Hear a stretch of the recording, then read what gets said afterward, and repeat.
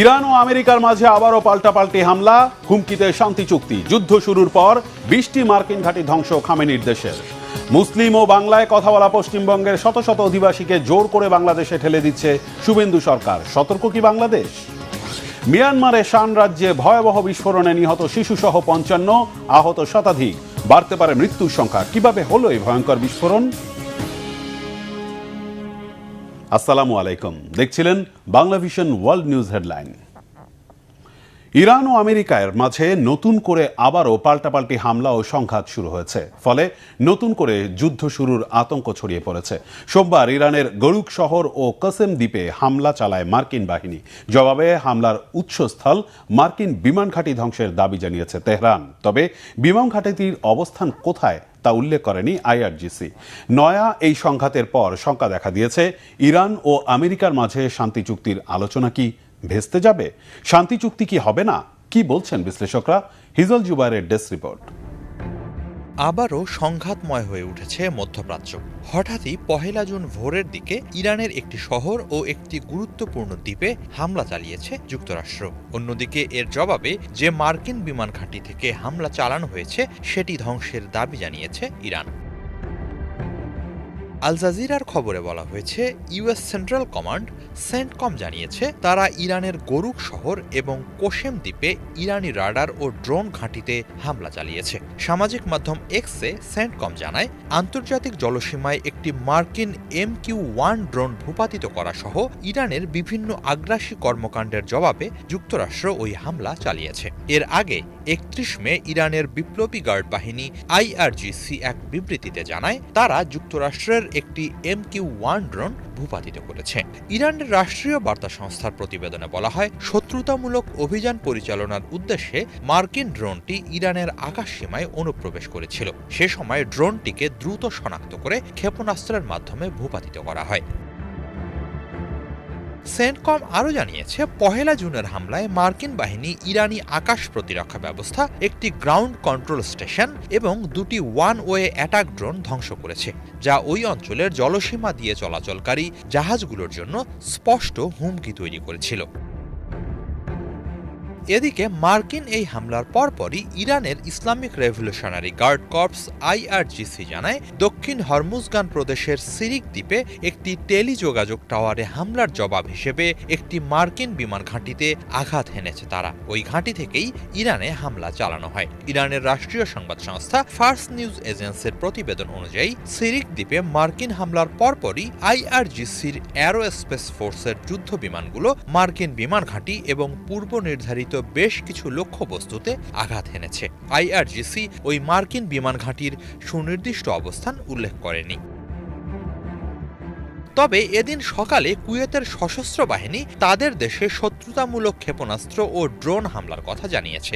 এক বিবৃতিতে কুয়েতি বাহিনী জানায়, আকাশ প্রতিরক্ষা ব্যবস্থা সক্রিয় করে ওইসব ক্ষেপণাস্ত্র ও ড্রোন ঠেকানো হয়। এ সময় দেশ জুড়ে সাইরেন বেজে ওঠে। কোথাও বিস্ফোরণের শব্দ শোনা গেলে তা আকাশ প্রতিরক্ষা ব্যবস্থার মাধ্যমে ক্ষেপণাস্ত্র ও ড্রোন ভূপাতিত করার কারণে ঘটেছে বলে জানিয়েছে তারা।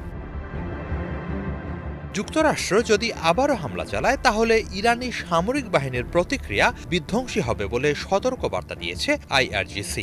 এরই মাঝে ইরানের পার্লামেন্ট স্পিকার মোহাম্মদ বাগের গালিবাফ বলেছেন, ইরান যুক্তরাষ্ট্রের সঙ্গে যে কোনো আলোচনার ভিত্তি হিসেবে সামরিক প্রতিরোধ ক্ষমতাকেই শক্তি হিসেবে বিবেচনা করে, যুক্তরাষ্ট্রের গ্যারান্টি বা প্রতিশ্রুতির ওপর নির্ভর করে না। যুক্তরাষ্ট্রের প্রতি ব্যাপক হুঁশিয়ারি উচ্চারণ করে গালিবাফ বলেছেন, আমরা সংলাপের মাধ্যমে ছাড় আদায় করি না, বরং ক্ষেপণাস্ত্রের মাধ্যমে ছাড় আদায় করি। যে কোনো চুক্তির ক্ষেত্রে প্রকৃত বিজয়ী সেই পক্ষ যে পরদিন যুদ্ধের জন্য আরও ভালোভাবে প্রস্তুত থাকে।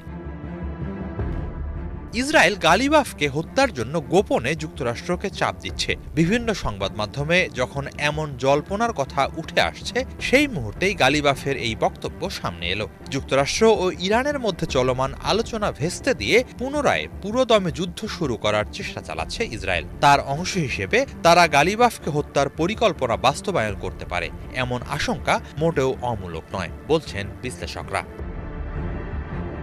হিজল জুবাইর, বাংলা ভিশন। এদিকে ইরান ও আমেরিকা যুদ্ধ শুরুর পর ইরানের হামলায় মধ্যপ্রাচ্যের 8টি দেশে থাকা 20টিরও বেশি মার্কিন সামরিক ঘাঁটি ব্যাপক ক্ষতিগ্রস্ত হয়েছে। স্যাটেলাইট চিত্র ও ভিডিও বিশ্লেষণ করে এই দাবি করেছে ব্রিটিশ সংবাদ মাধ্যম বিবিসি। তারা বলছে, খামেনির দেশের হামলায় যুক্তরাষ্ট্রের অত্যাধুনিক বিমান প্রতিরক্ষা ব্যবস্থা, জ্বালানি সরবরাহকারী বিমান এবং রাডারের লাখ লাখ ডলারের ক্ষতি হয়েছে। প্রায় 2 মাস ধরে চলা ইরান আমেরিকা যুদ্ধে ক্ষতিগ্রস্ত মার্কিন ঘাঁটিগুলো সৌদি আরব, সংযুক্ত আরব আমিরাত, কাতার, কুয়েত, ইরাক, জর্ডান, বাহরাইন এবং ওমানে অবস্থিত। মার্কিন হামলার জবাবে এই 8টি দেশের মার্কিন ঘাঁটি লক্ষ্য করে মিসাইল ও ড্রোন হামলা চালায় আইআরজিসি। ট্রাম্প প্রশাসন হামলাগুলোর কথা স্বীকার করলেও ক্ষতির ব্যাপকতা সম্পর্কে বরাবরই ছিল চুপ। ক্ষতিগ্রস্ত মূল্যবান সরঞ্জামগুলোর মধ্যে সংযুক্ত আরব আমিরাতের আল রুয়াইজ ও আল সাদার বিমান ঘাঁটি এবং জর্ডানের মুফাওয়াত সালতি বিমান ঘাঁটিতে থাকা 3টি অত্যাধুনিক anti ballistic missile battery system অন্তর্ভুক্ত ছিল, যার এক একটির দাম প্রায় $1 বিলিয়ন। স্যাটেলাইট চিত্র বিশ্লেষণে দেখা যায়, ইরানের হামলায় সৌদি আরবের প্রিন্স সুলতান বিমান ঘাঁটিতে থাকা জ্বালানি সরবরাহকারী ও নজরদারি বিমানও ক্ষতিগ্রস্ত হয়েছে। মার্কিন বিমান বাহিনীর গর্ব F-15 ও F-35 যুদ্ধ বিমান, 24টি MQ-9 রিপার ড্রোন এবং A-10 যুদ্ধ বিমান সহ অন্তত 42টি বিমান ধ্বংস করেছে ইরান। মার্কিন সেনাবাহিনীর ব্যয়বহুল সরঞ্জামের তুলনায় মধ্যপ্রাচ্য জুড়ে বিভিন্ন লক্ষ্যবস্তুতে হামলায় সস্তা ড্রোন ও মিসাইল ব্যবহার করেছে ইরানের বিপ্লবী বাহিনী আইআরজিসি। লেবাননের রাজধানী বৈরুতের দক্ষিণাঞ্চলে হিজবুল্লাহর ঘাঁটি লক্ষ্য করে হামলা জোরালো করার নির্দেশ দিয়েছেন ইসরায়েলের প্রধানমন্ত্রী বেনিয়ামিন নেতানিয়াহু। এরপরই ইসরায়েলের হামলার জবাবে হিজবুল্লাহর ড্রোন হামলায় মারা গেছে এক ইসরায়েলি সেনা। ইরান সমর্থিত লেবাননের সশস্ত্র গোষ্ঠী হিজবুল্লাহর সাথে সংঘাত বাড়তে থাকায় ইসরায়েলের প্রধানমন্ত্রী বেনিয়ামিন নেতানিয়াহু লেবাননে হামলা আরও জোরালো করার নির্দেশ দিয়েছেন। ইসরায়েলের বেসামরিক নাগরিকদের ওপর হামলা এবং যুদ্ধবিরতি লঙ্ঘনের অভিযোগে হিজবুল্লাহর শক্ত ঘাঁটি দাহিয়াতে হামলা চালানোর নির্দেশ দেন তিনি। ইসরায়েলের অভিযান এখনও শেষ হয়নি উল্লেখ করে হিজবুল্লাহকে নির্মূল করার ঘোষণা দেন প্রতিরক্ষামন্ত্রী ইসরায়েল কাটস। এদিকে নতুন করে জোরালো হামলা আতঙ্কে লেবাননের দক্ষিণাঞ্চলের দাহিয়ে থেকে পালাতে শুরু করেছে হাজার হাজার লেবানিজ। লেবাননে দখলদার বাহিনীর হামলায় এখন পর্যন্ত 3000-এরও বেশি লেবানিজ নিহত হয়েছে। লেবানন জুড়ে নেতানিয়াহু বাহিনী ধ্বংসযজ্ঞের জবাবে ইসরায়েলের উত্তরাঞ্চলে একাধিক রকেট হামলা চালিয়েছে হিজবুল্লাহ। এছাড়া দক্ষিণ লেবাননে হিজবুল্লাহর ড্রোন হামলায় নিহত হয়েছে ইসরায়েলের এক সেনা। মুসলিম ও বাংলায় কথা বলা ভারতের পশ্চিমবঙ্গের শত শত স্থানীয় অধিবাসীকে জোর করে বাংলাদেশে ঠেলে পাঠাচ্ছে ভারতের সীমান্তরক্ষী বাহিনী বিএসএফ। পশ্চিমবঙ্গে ক্ষমতায় এসেই বাঙালি মুসলিমদের বাংলাদেশি তকমা দিয়ে মুসলিম খেদাও কর্মসূচি শুরু করেছে দেশটির ক্ষমতাসীন হিন্দুত্ববাদী বিজেপি সরকার। আর বিজেপির দিকে এই অভিযোগের আঙুল তুলেছে খোদ ভারতের গণমাধ্যমগুলো। তারা বলছে, জন্মসূত্রে ভারতীয় হওয়া সত্ত্বেও তাদের বাংলাদেশে পুশ ইন করা হচ্ছে। এতে আতঙ্কে পশ্চিমবঙ্গের মুসলিম বাঙালিরা। শহীদ আরাফাতের ডেস্ক রিপোর্ট। মুসলিম খেদাও অভিযান এবার শুরু হয়েছে ভারতের পশ্চিমবঙ্গেও। দেশটির উত্তরপ্রদেশ ও মহারাষ্ট্রের মতোই এবার পশ্চিমবঙ্গ বিধানসভা নির্বাচনে ক্ষমতাসীন ভারতীয় জনতা পার্টি বিজেপির বিজয়ের পর থেকে রাজ্যটিতে স্থানীয় মুসলিমদের ধরপাকড়, নাগরিকত্ব বাতিল সহ বাংলাদেশি তকমা দিয়ে পুশিনের মতো ঘটনা ব্যাপক হারে বেড়েছে। খোদ ভারতীয় সংবাদ মাধ্যমে উঠে এসেছে এমন চিত্র। তারা বলছে, কেবল মুসলিম বলে এবং বাংলায় কথা বলার কারণে তাদের নাগরিকত্ব পরিচয় যাচাই বাছাই ছাড়াই জোর করে সীমান্ত দিয়ে বাংলাদেশে পাঠানোর চেষ্টা করা হচ্ছে। বন্দুকের মুখে পশ্চিমবঙ্গের মুসলিমদের সীমানা পার করার মিশন রাজ্যটিতে আতঙ্ক তৈরি করেছে। অনেকে অত্যাচারের মুখে বাংলাদেশে প্রবেশও করছে। সম্প্রতি ভারতের হরিদাসপুর হাকিমপুর সীমান্তে শত শত মুসলিমকে পুশিনের চেষ্টা করে ভারতীয় সীমান্তরক্ষী বাহিনী বিএসএফ। তবে তাদের সে চেষ্টা রুখে দেয় বর্ডার গার্ড বাংলাদেশ বিজিবি।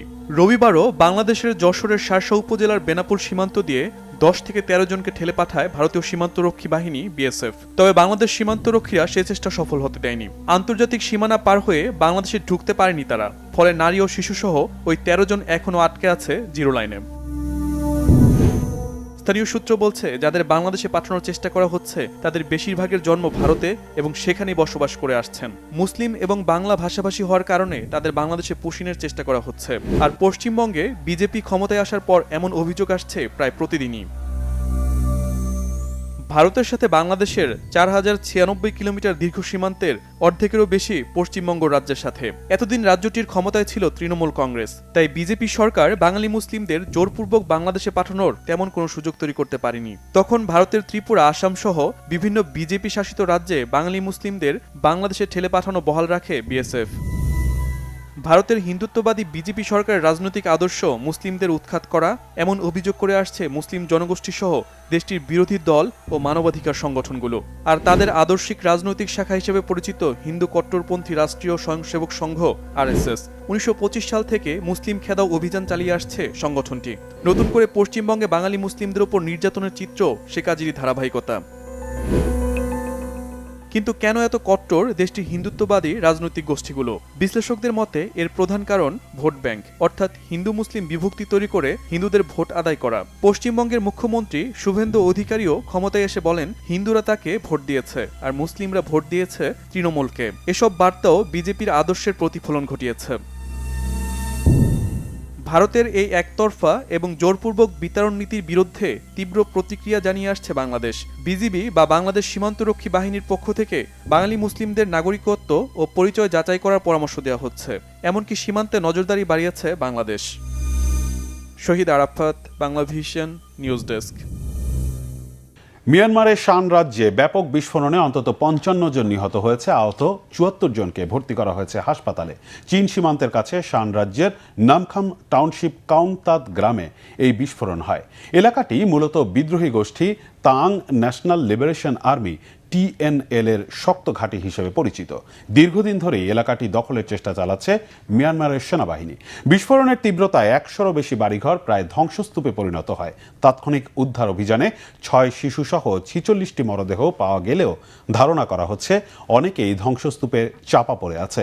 আহত অনেকের অবস্থা গুরুতর হওয়ায় মৃতের সংখ্যা বাড়ার আশঙ্কা করা হচ্ছে। সরকারি বিবৃতিতে জানানো হয়েছে খনি ও পাথর উত্তোলনের কাজে ব্যবহৃত বিপুল পরিমাণ বিস্ফোরক রাখা একটি গুদামে বিস্ফোরণটি ঘটেছে। একে অনিচ্ছাকৃত দুর্ঘটনা উল্লেখ করে এর কারণ উদ্ঘাটনে তদন্তের কথা জানিয়েছে কর্তৃপক্ষ। যুক্তরাষ্ট্রে অভিবাসন আতঙ্কের মধ্যেই নাগরিকত্ব পাওয়ার আশায় মার্কিন মেরিন বাহিনীতে যোগ দিয়েছেন মেক্সিকান অভিবাসী পরিবারের সন্তান ইভান রেভিয়া। পরিবারের সদস্যদের যে কোনো সময় ধরে নিয়ে যাওয়া হতে পারে এমন ভয় থেকেই হাতে অস্ত্র তুলে নিয়েছেন তিনি। সেনাবাহিনীতে যোগ দিলে দ্রুত নাগরিকত্ব পাওয়ার সুযোগ থাকায় এখন অনেক তরুণী সেই পথ বেছে নিচ্ছেন। মোর্শেদ আলমের ডেস্ক রিপোর্ট।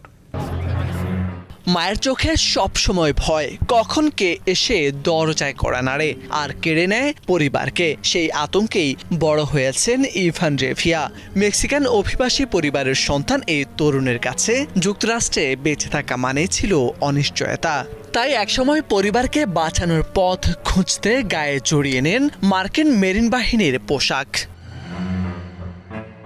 ডোনাল্ড ট্রাম্প প্রশাসনের কঠোর অভিবাসন নীতির মধ্যে নাগরিকত্ব পাওয়ার আশায় সেনাবাহিনীতে যোগ দেন টেনেসিতে বেড়ে ওঠা ইভান রেভিয়া। তিনি বলেন যে কোনো সময় পরিবারের সদস্যদের ধরে নিয়ে যাওয়া হতে পারে।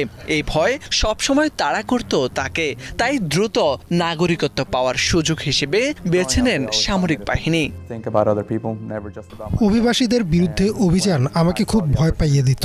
মনে হতো যে কোনো সময় আমার পরিবারকে নিয়ে যেতে পারে, তখন শুধু আমি আর ছোট বোন একা হয়ে যাব। তাই ভাবলাম সেনাবাহিনীতে যোগ দেয়াই সবচেয়ে দ্রুত উপায়, যাতে পরিবার নাগরিকত্ব পেতে পারে। যুক্তরাষ্ট্রের মেরিন বাহিনীর কর্মকর্তারা জানিয়েছেন বৈধ গ্রিন কার্ডধারীরা সেনাবাহিনীতে যোগ দিলে দ্রুত নাগরিকত্ব পাওয়ার সুযোগ রয়েছে। শুধু চলতি অর্থ বছরেই প্যারিস আইল্যান্ড ঘাঁটিতে প্রায় 900 জনকে নাগরিকত্ব দেওয়া হয়েছে। ইভানের এই সিদ্ধান্ত সহজ ছিল না। নতুন স্ত্রীকে রেখে মাসের পর মাস বুট ক্যাম্পে কাটাতে হয়েছে তাকে। তবুও পরিবারের ভবিষ্যতের কথা ভেবেই সব কষ্ট মেনে নিয়েছেন তিনি। বিশ্লেষকদের মতে অভিবাসন আতঙ্ক এখন অনেক তরুণকে নাগরিকত্বের আশায় সেনাবাহিনীর দিকে ঠেলে দিচ্ছে। মোর্শেদ আলম, বাংলা ভিশন। এই ছিল আজকের মতো। সাথে থাকায় ধন্যবাদ।